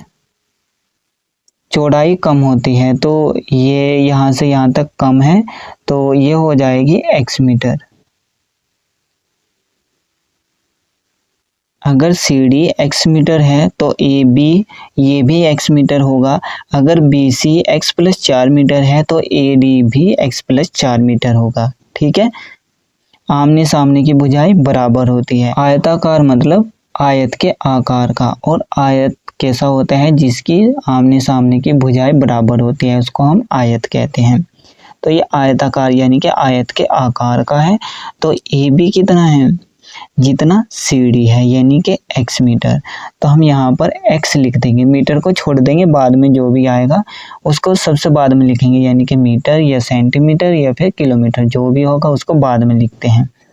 तो बी सी कितना है, बी सी है x प्लस 4 मीटर। तो प्लस करके लिखेंगे x plus 4 metre plus C D कितना है x metre plus A D कितना है, ए डी जो कि हमारा बी सी है, ठीक है, x प्लस 4 मीटर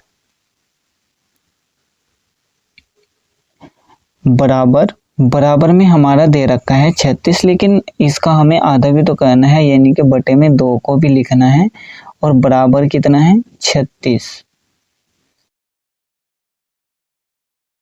इनको हम ब्रैकेट से बाहर निकाल देंगे और जोड़ देंगे, x प्लस 4 प्लस ये हो जाएगा x प्लस x प्लस 4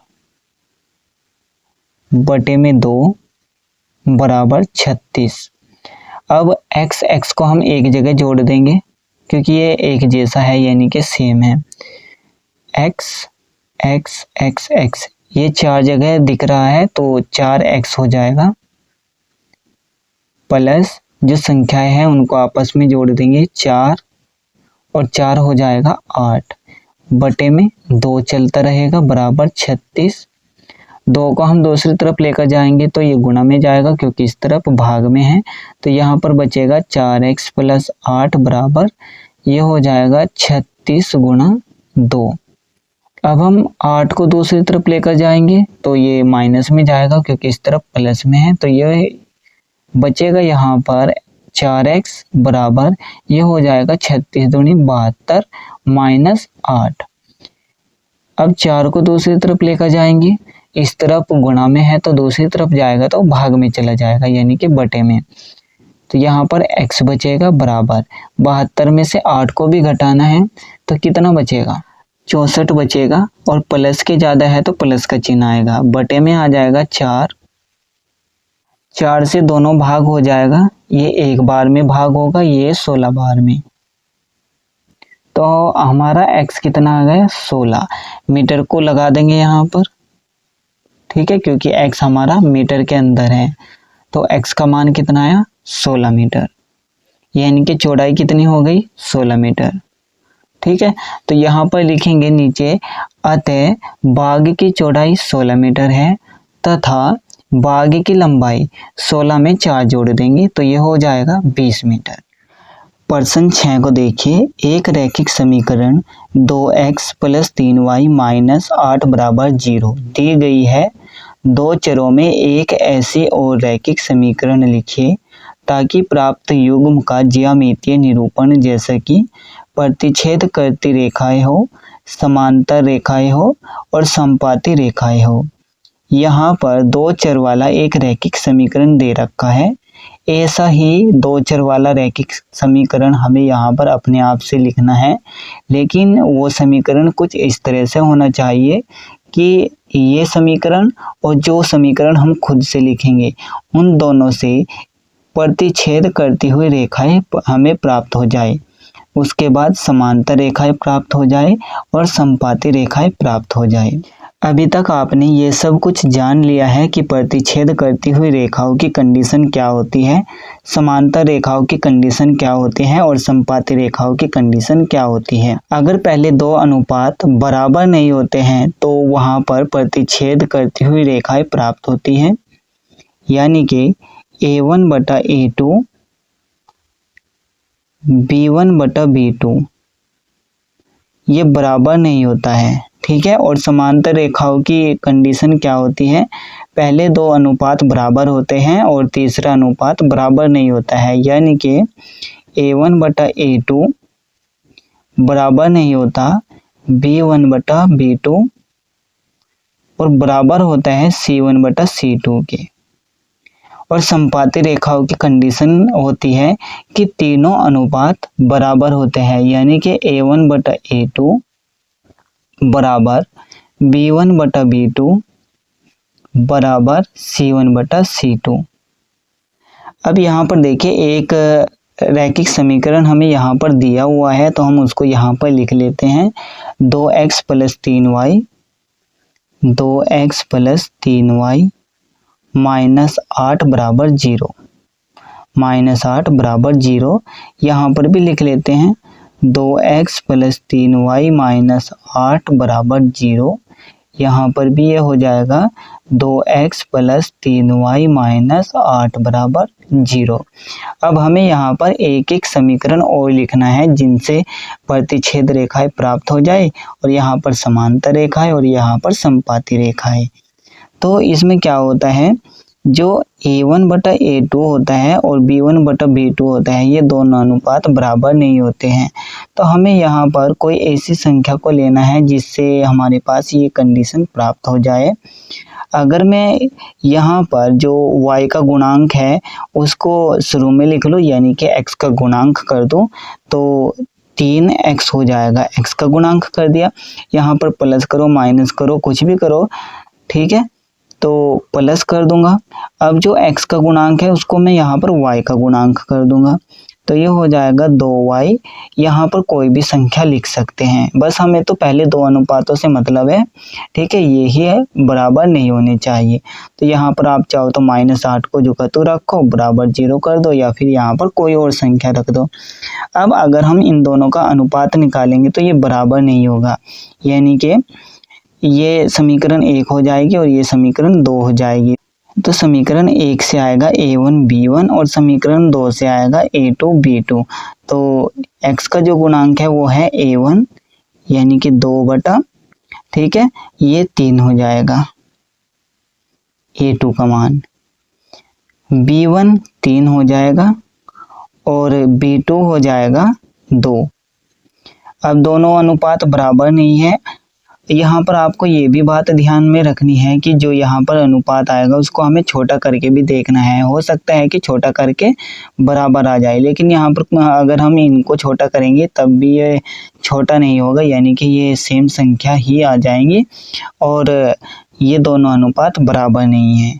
तो हमारा दूसरा समीकरण ये है। यहाँ पर हो सकता है कि आपका कोई और रैखिक समीकरण निकल कर आ जाए, क्योंकि ऐसे ही बहुत सारे रैखिक समीकरण हो सकते हैं जो प्रतिच्छेद करती हुई रेखा है उनसे हमें मिल जाएगी। अब हमें यहाँ पर एक ऐसा समीकरण निकालना है जिससे समांतर रेखाएं हमें प्राप्त हो जाए। यहाँ पर पहले दो अनुपात बराबर होते हैं और तीसरा अनुपात बराबर नहीं होता, ठीक है, ये याद रख लेना। तो हमें यहाँ पर पहले दो अनुपातों को बराबर दिखाना है, इसलिए हम x का गुणांक और y का गुणांक इनको ही किसी भी संख्या से गुणा कर सकते हैं, या फिर आप चाहो तो सेम रख लो, यानी कि 2x प्लस 3y जुका तो रख लो और तीसरी संख्या को बदल कर लिख दो। आप जैसा चाहो वैसा कर सकते हैं। तो मैं यहाँ पर सेम संख्या को रख लेता हूँ, तो ये हो जाएगा 2x प्लस 3y, यहाँ पर संख्या बदल देता हूँ, -5 बराबर 0, ठीक है। अगर इसका अनुपात निकालेंगे तो A1 बटा A2 करना पड़ेगा, यानी कि 2 बटा 2 करना पड़ेगा, ठीक है, और यहाँ पर B1 बटा B2 करना पड़ेगा, तो 3 बटा 3 करना, तो ये बराबर ही आ जाएगा, क्योंकि ये दोनों कट जाएंगे तो यहाँ पर 1 आएगा और ये दोनों कटेंगे तो 1 आएगा, यानी कि यहाँ से आ जाएगा 1 बटा 1 बराबर 1 बटा 1, जो कि दोनों अनुपात बराबर है और तीसरा अनुपात बराबर नहीं है। ये आपको दिख रहा होगा, ये आएगा -8 बटे -5, तो माइनस तो कट जाएगा लेकिन 8 बटा 5 बचेगा, जो कि तीसरा अनुपात बराबर नहीं होगा। आप चाहो तो इस समीकरण को लिख सकते हैं और आप चाहो तो यहाँ पर इसमें x के गुणांक में और y के गुणांक में किसी एक संख्या से गुणा कर दीजिए। मैं यहाँ पर 3 से गुणा कर देता हूँ, तो 2 3 6 हो जाएगा, 6x प्लस ये हो जाएगा 3 3 9y माइनस यहाँ पर कोई संख्या अपने आप से लिख देनी है, 5 कर देते हैं बराबर 0, ठीक है। अगर इनका अनुपात निकालेंगे तो पहले दो अनुपात बराबर आएंगे और तीसरा अनुपात बराबर नहीं आएगा। अब इसी तरीके से हमें एक और ऐसा समीकरण निकालना है जिससे हमें समपाती रेखाएं प्राप्त हो जाए, यानी कि तीनों अनुपात बराबर हो जाने चाहिए। यहाँ पर पहले दो अनुपात बराबर होने चाहिए थे, तो हमें x के गुणांक में और y के गुणांक में किसी संख्या से गुणा कर दी थी। अब यहाँ पर हमें तीनों अनुपात बराबर चाहिए, तो हम यहाँ पर सभी में किसी भी संख्या से गुणा कर सकते हैं, किसी भी संख्या से कर लो। मान लो 2 से गुणा करनी है तो 2 दूनी 4x हो जाएगा प्लस 2 तिया 6y हो जाएगा माइनस 2 अट्ठे 16 हो जाएगा बराबर 0। अब अगर हमें इनका अनुपात निकाले तो ये बराबर ही आएगा a1 बटा a2 यानी कि x का गुणांक, ठीक है, 2 बटा 4 b1 बटा b2 यानी कि y का गुणांक 3 बटा 6 और c1 बटा c2 यानी कि जो यहाँ पर संख्याएं बची हुई है तो -8 बटे -16, ठीक है। इनका अनुपात निकालो, ये बराबर ही आएगा 2 दूनी 4 हो जाएगा यानी कि 1 बटा 2, 3 दूनी 6 हो जाएगा यानी कि यहाँ से भी कितना आया 1 बटा 2, माइनस से माइनस कटेगा 8 दूनी 16 हो जाएगा, तो यहाँ से भी क्या आएगा 1 बटा 2, ठीक है, यानी कि तीनों अनुपात बराबर है। तो ये हो गई समपाती रेखाएं, पहला समीकरण जो हमें दे रखा है और दूसरा समीकरण जो हमने निकाला है, ठीक है। इसी तरीके से यहाँ पर ये पहला समीकरण है और जो समीकरण हमने निकाला वो हो गया समीकरण 2, या फिर आप इसको भी लिख सकते हैं, ये हो जाएगा समीकरण 2, या फिर आपके पास कोई और समीकरण आ सकता है। यहाँ पर भी ये पहला समीकरण और ये दूसरा समीकरण जो हमने यहाँ पर अपने आप से लिखा है। प्रश्न 7 को देखिए, समीकरणों x माइनस वाई प्लस 1 बराबर 0 और 3x प्लस 2y माइनस 12 बराबर 0 का ग्राफ खींचिए। x अक्ष और इन रेखाओं से बने त्रिभुज के शीर्षों के निर्देशांक ज्ञात कीजिए और त्रिभुजाकार पटल को छायांकित कीजिए। यहाँ पर दो रैखिक समीकरण दे रखे हैं, एक समीकरण ये है और एक समीकरण ये। इस समीकरण से हमें एक लाइन प्राप्त होगी क्योंकि ये एक रैखिक समीकरण है और यहाँ से भी हमें एक लाइन प्राप्त होगी, ठीक है। उसके बाद x अक्ष को भी मिलाकर 3 लाइन हो जाएगी, तो 3 लाइनों से क्या बनता है त्रिभुज। यहाँ पर भी यही कहा गया है कि इन रेखाओं से बने त्रिभुज के शीर्षों के निर्देशांक ज्ञात कीजिए। शीर्ष यानी कि जो हमारे पास 3 बिंदु आते हैं, और त्रिभुजाकार पटल को छायांकित कीजिए, यानी कि जो त्रिभुज के आकार का पटल आएगा उसको हमें छायांकित करना है, यानी कि पेंसिल से वहाँ पर ड्रॉ कर देना है, हल्का हल्का सा उसको भर देना है। हमें यहाँ पर क्या करना है, इस समीकरण का यूज करना है और 2 बिंदुओं को निकाल लेना है, क्योंकि किसी भी लाइन को खींचने के लिए हमें कम से कम 2 बिंदुओं की ज़रूरत होती है। तो पहला समीकरण क्या है, x माइनस वाई प्लस 1 बराबर 0, ये समीकरण 1 है। और समीकरण 2 क्या है, 3x प्लस 2y माइनस 12 बराबर 0, ये समीकरण 2 है। आप चाहो तो समीकरण 1 इसको मान लो और समीकरण 2 इसको मान लो, वो आपकी मर्जी है। तो हमें यहाँ से 2 बिंदुओं को निकालना है। यहाँ पर इस तरह से कुछ हम बॉक्स बना लेते हैं जहाँ पर हमें x अक्ष का मान रखना है यहाँ पर और यहाँ पर रखना है y अक्ष का मान, ठीक है। तो यहाँ पर किस तरह से बिंदुओं को निकाला जाता है, 2 बिंदुओं को निकालना है। आप चाहो तो दोनों बार x का मान अपने आप से रखो और y का मान खुद ब खुद निकल कर आ जाएगा, ठीक है। और अगर आप चाहो तो y का मान खुद से रखो और x का मान खुद ब खुद निकल कर आ जाएगा। या फिर आप इस तरह से कर सकते हैं कि एक बार x का मान खुद से रखो और एक बार y का मान खुद से रखो, ठीक है। तो मैं क्या करूँगा, यहाँ पर x का मान कुछ रख देता हूँ। मान लो यहाँ पर मैंने 0 को रख दिया, x का मान 0 हो गया। तो y का मान क्या आएगा, y को दूसरी तरफ लेकर जाएंगे तो ये प्लस का हो जाएगा, तो y का मान आ जाएगा 1, यानी कि प्लस का 1, ठीक है। अगर मैं यहाँ पर y का मान 0 रखूँ, यहाँ पर 0 रख दिया तो x का मान कितना आया, माइनस का 1 आएगा, क्योंकि हम इसको दूसरी तरफ लेकर जाएंगे तो -1 हो जाएगा। इसी तरीके से हमें यहाँ पर इससे भी 2 बिंदुओं को निकालना है।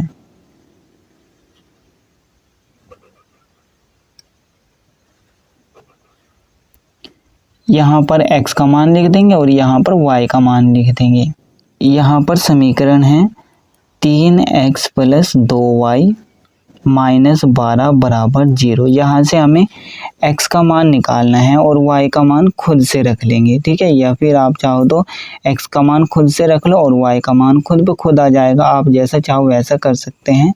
तो मैं क्या करूँगा, यहाँ पर x को रखूँगा और y को दूसरी तरफ लेकर चला जाऊँगा। तो ये आएगा 3x बराबर, ये दूसरी तरफ जाएगा तो प्लस का हो जाएगा, प्लस का 12, और ये दूसरी तरफ जाएगा तो माइनस का 2y हो जाएगा। अब 3 को दूसरी तरफ लेकर जाना है तो ये भाग में जाएगा, तो यहाँ पर x बचेगा, 12 - 2y बटे में आ जाएगा 3।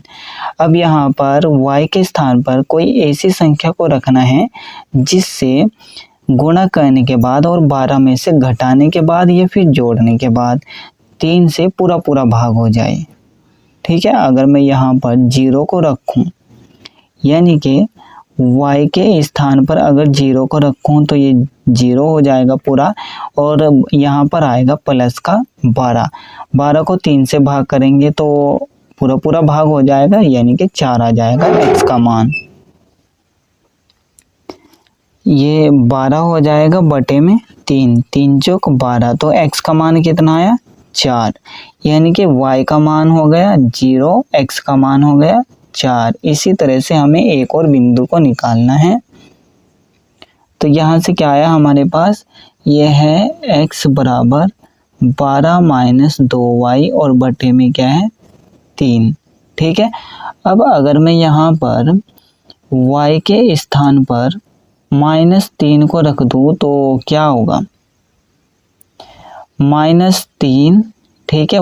y के स्थान पर -3 है और गुणा -2, तो माइनस माइनस प्लस हो जाएगा गुणा के अंदर, ठीक है।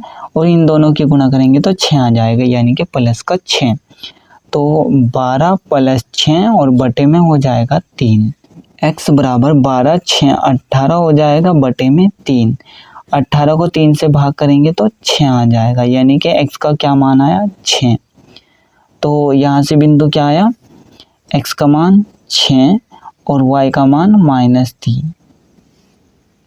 ये रब कार्य है और ये भी रब कार्य है, ठीक है। हमें यहाँ पर इस तरह से बिंदुओं को निकालना है, इसको हमें रब में करके देखना है और आगे हमें इन रेखाओं को, यानी कि इन बिंदुओं से जो रेखाएं प्राप्त हो रही है उनको हमें ग्राफ में दर्शाना है। पहले तो मैं इन बिंदुओं को लिख लेता हूँ। समीकरण 1 से हमें बिंदु मिला है 0,1 और -1,0, 0,1 और दूसरा बिंदु है -1,0। ये मिला है हमें समीकरण 1 से, समीकरण 1 से 4,0 और दूसरा बिंदु है -6,3। ये मिला है हमें समीकरण 2 से, समीकरण 2 से हमें ये बिंदु मिले हैं जिनको हमें इस ग्राफ में दर्शाना है। x अक्ष पर हमें 0 तक जाना है और y अक्ष पर हमें 1 तक जाना है। तो x अक्ष पर ये रहा 0 और y अक्ष पर रहा 1, ठीक है। ये 1 है तो इसको हम बिंदु A नाम दे देते हैं, तो ये हो जाएगा 0,1। अब हमें x अक्ष पर -1 तक जाना है, तो x अक्ष पर -1 ये रहा और y अक्ष पर जाना है 0 तक, तो 0 ये ही रहेगा, यानी कि ये बिंदु आ जाएगा यहाँ पर। तो इसको हम नाम दे देते हैं B। ये हो जाएगा -1,0। अब हमें इन दोनों बिंदुओं को आपस में मिला देना है।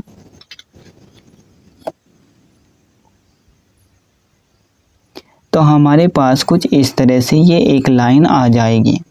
अब हमें इस समीकरण का नाम भी लिख देना है। ये समीकरण क्या थी, x - y + 1 बराबर 0। अब हमें इन बिंदुओं को यहाँ पर दर्शाना है जो हमें समीकरण 2 से मिले हैं।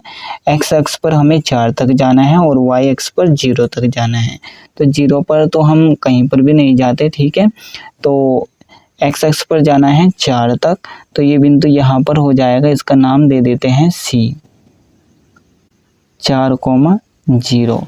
ये बिंदु यहाँ पर प्लस का 6 है और माइनस का 3 है, जो कि हमने निकाला था। ये यहाँ से गलती हो गई मेरे से, ठीक है।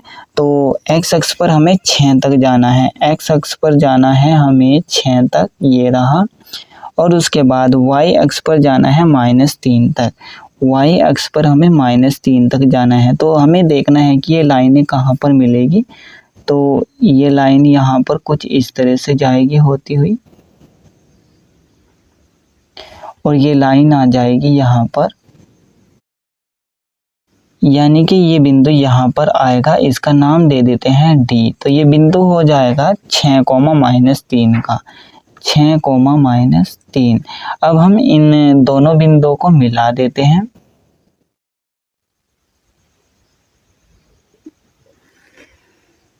तो हमारे पास कुछ इस तरह से ये लाइन आ जाएगी, और इस लाइन का जो समीकरण है उसको भी हमें यहाँ पर लिख देना है।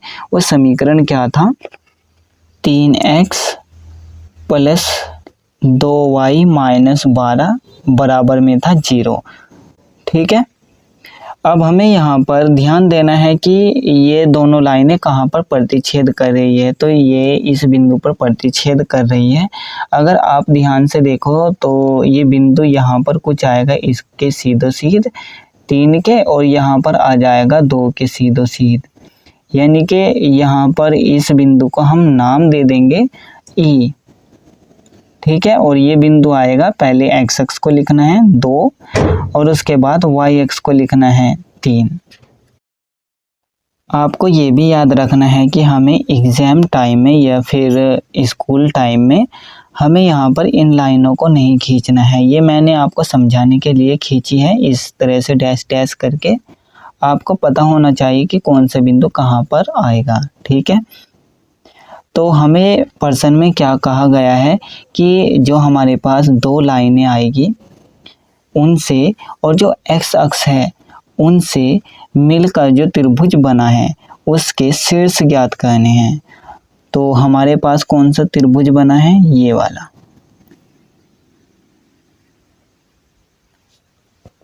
एक तो हमें इसके शीर्ष ज्ञात करने हैं, और उसके बाद जो भी ये त्रिभुज है इसको छायांकित कर देना है, यानी कि इस तरह से यहाँ पर लाइन को खींच देना है।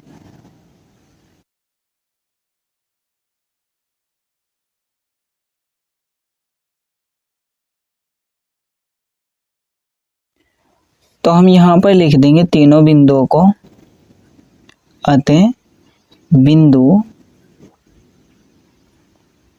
यानी कि त्रिभुज के तीनों बिंदु कौन कौन से हैं, 2,3, 2,3, उसके बाद -1,0, -1,0, और तीसरा बिंदु है 4,0, 4,0 है।